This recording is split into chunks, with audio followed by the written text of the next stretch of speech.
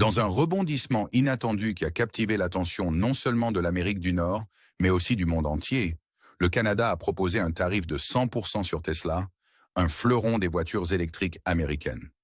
Cette initiative est une réponse directe aux tarifs de Trump et pourrait entraîner un bouleversement sismique dans l'industrie automobile nord-américaine. Plongeons dans les chiffres et les potentielles répercussions de cette guerre commerciale en développement. Il semble que le Canada ouvre ses portes aux voitures électriques de l'Union européenne, portant un coût significatif à l'industrie automobile américaine. Pendant des années, le Canada et les États-Unis ont entretenu une relation commerciale robuste, échangeant annuellement 50 milliards de dollars en voitures et métaux, y compris l'aluminium et l'acier. Cependant, sous les politiques commerciales protectionnistes de Donald Trump, le Canada se retrouve maintenant dans une situation précaire.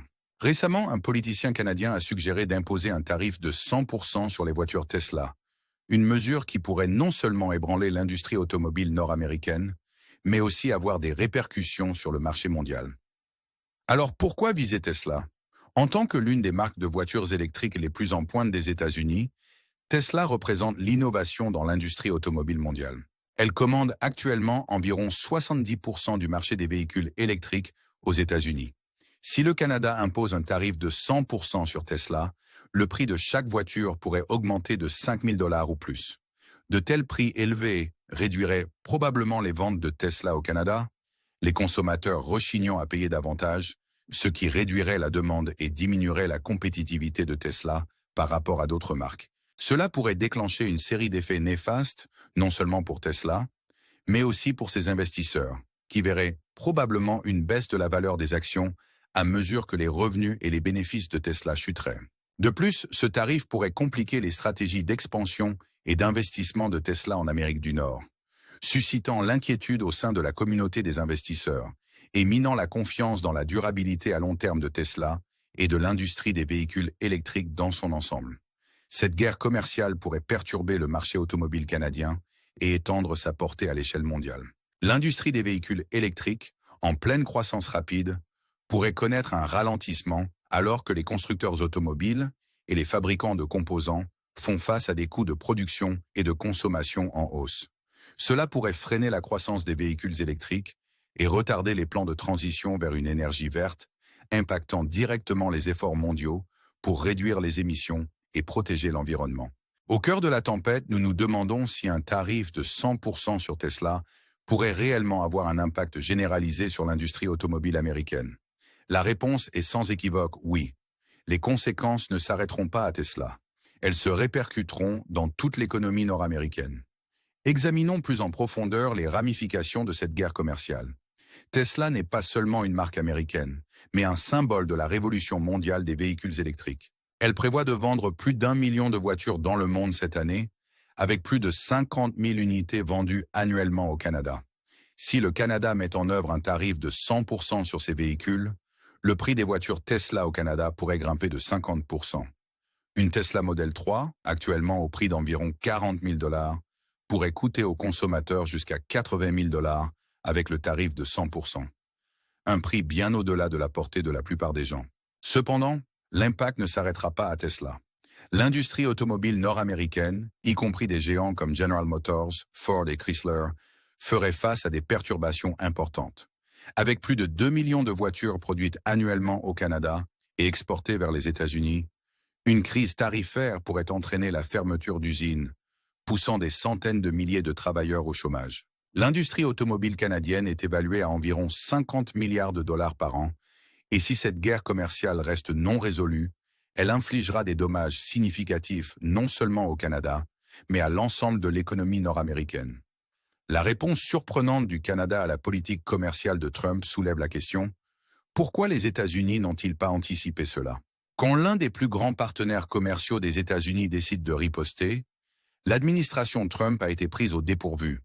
Le commerce entre les États-Unis et le Canada est évalué à plus de 800 milliards de dollars par an, et toute perturbation pourrait envoyer des ondes de choc à travers l'économie. Mais au lieu de se retirer, le Canada a riposté vigoureusement, imposant des tarifs de rétorsion, élargissant de nouveaux marchés et renforçant les liens avec l'Union européenne pour protéger ses intérêts économiques. Alors, que s'est-il passé? Pourquoi la réponse du Canada a-t-elle pris les États-Unis par surprise? Et comment cela affectera-t-il l'économie mondiale? Les politiques de Trump ont déclenché une guerre commerciale avec le Canada.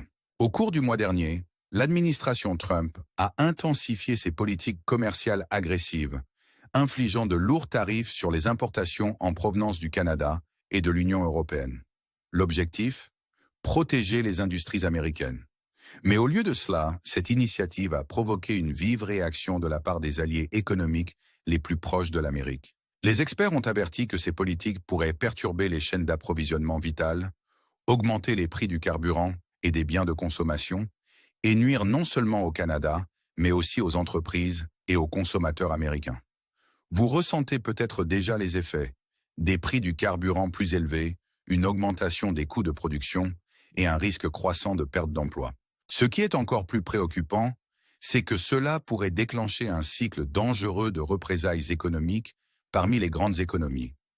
Mais pourquoi l'administration Trump a-t-elle pris un tel risque et a-t-elle sous-estimé la réponse du Canada? Le Canada n'était pas sur le point de rester les bras croisés. Le Premier ministre Justin Trudeau a réagi rapidement, qualifiant les tarifs américains de entièrement injustifiés et avertissant qu'ils pourraient nuire aux deux pays. Le Canada a imposé rapidement des tarifs de rétorsion sur des biens américains de valeur égale, ciblant l'acier, l'aluminium et des produits agricoles clés comme le bœuf, les produits laitiers et les produits frais. Mais ce n'était que le début. Le Canada a agressivement cherché à diversifier ses partenariats commerciaux, signant de nouveaux accords avec l'Europe et des pays asiatiques tels que l'Indonésie et l'Équateur pour réduire sa dépendance au marché américain. Cette stratégie ne renforce pas seulement l'économie du Canada, mais place aussi les États-Unis dans une position difficile, perdant un partenaire commercial clé juste à sa porte. Le Canada ne s'arrêtait pas là. Il avait une autre manœuvre significative en réserve, une stratégie à long terme qui pourrait défier la domination américaine dans des industries critiques. Le Canada et l'UE ont formé une alliance stratégique sur les minéraux, un défi à la domination du marché chinois. Au-delà du commerce, le Canada et l'UE se sont associés dans un secteur crucial, sécurisant la chaîne d'approvisionnement pour les minéraux stratégiques comme le lithium, le cobalt et le nickel. Des matériaux essentiels pour les batteries de véhicules électriques, l'énergie renouvelable et les industries de haute technologie. Actuellement, la Chine domine ce marché, contrôlant plus de 98% de l'approvisionnement mondial. Cependant, le Canada et l'UE construisent une chaîne d'approvisionnement indépendante pour réduire la dépendance à Pékin. Cette initiative renforce non seulement la sécurité économique, mais sert aussi d'avertissement aux États-Unis. Sans une stratégie commerciale intelligente, Washington pourrait se retrouver à la traîne dans la course à l'industrie énergétique du futur. Au milieu des préoccupations concernant la politique étrangère de Trump, l'Europe pousse pour une indépendance militaire. Le commerce n'est pas la seule préoccupation. Les dirigeants européens se méfient de plus en plus des politiques étrangères imprévisibles de Donald Trump. Après que les États-Unis ont mené des négociations secrètes avec la Russie sur l'Ukraine, sans impliquer les alliés européens, de nombreuses nations se sont senties mises de côté. Cela a poussé l'UE à renforcer sa stratégie de défense indépendante, réduisant sa dépendance à l'OTAN, dirigée par les États-Unis. La France a organisé des réunions de haut niveau pour élargir la coopération militaire, renforcer les chaînes d'approvisionnement en défense et augmenter les dépenses de défense. L'Europe et le Canada sculptent maintenant un nouveau paysage stratégique qui ne dépend plus des décisions de Washington. Le bras de fer commercial entre les États-Unis et le Canada s'est désormais étendu au-delà des questions politiques habituelles. Les actions de rétorsion du Canada contre les tarifs américains n'impactent pas seulement immédiatement le secteur agricole américain, mais pourraient aussi signaler le début d'une crise plus large dans l'agriculture mondiale. La situation s'est intensifiée lorsque les États-Unis ont imposé un tarif de 25% sur divers biens canadiens, y compris des produits agricoles comme les céréales, la viande et les produits laitiers.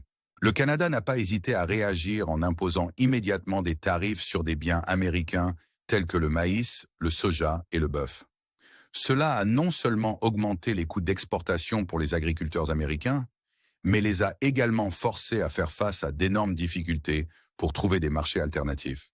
Les producteurs laitiers américains, qui ont longtemps dépendu du Canada comme partenaire commercial crucial, subissent maintenant des pertes significatives. Les nouveaux tarifs ont rendu les exportations de produits laitiers vers le Canada prohibitives, réduisant la demande et faisant baisser les prix. De nombreuses exploitations laitières américaines font face à de graves crises financières. Pour les producteurs de maïs et de soja, le Canada a été l'un des plus grands marchés d'exportation. Cependant, les tarifs de rétorsion ont fait chuter les prix, laissant les agriculteurs avec des récoltes invendues. Cette situation a entraîné d'énormes pertes financières pour ces agriculteurs. Les éleveurs de bovins et de porcs ressentent également la pression. Le coût d'exportation de la viande vers le Canada a grimpé en flèche, réduisant la demande. Avec des prix en chute libre et des coûts d'exportation en hausse, de nombreux producteurs de bétail s'efforcent de trouver de nouveaux marchés. Cette crise ne concerne pas seulement les pertes immédiates pour les agriculteurs. Elle aura des conséquences de grande portée pour l'économie, au niveau local, national et même mondial. Le bras de fer entre les États-Unis et le Canada pourrait créer un fossé significatif dans le marché agricole mondial, que des pays comme la Chine, le Mexique et l'UE pourraient exploiter pour augmenter leurs exportations là où les États-Unis et le Canada perdent du terrain. Face à l'incertitude du marché, de nombreux agriculteurs se tournent vers l'agriculture de précision pour améliorer l'efficacité. Cependant, ces technologies nécessitent des investissements importants et la pression financière des tarifs rend plus difficile pour les agriculteurs d'investir. À long terme, ce différend commercial pourrait pousser à une restructuration des pratiques agricoles, tant aux États-Unis qu'au Canada. De nombreuses petites exploitations familiales pourraient être forcées de vendre à de plus grandes exploitations d'entreprises, accélérant la consolidation des fermes. Au-delà des difficultés financières, les agriculteurs font face à une détresse émotionnelle significative.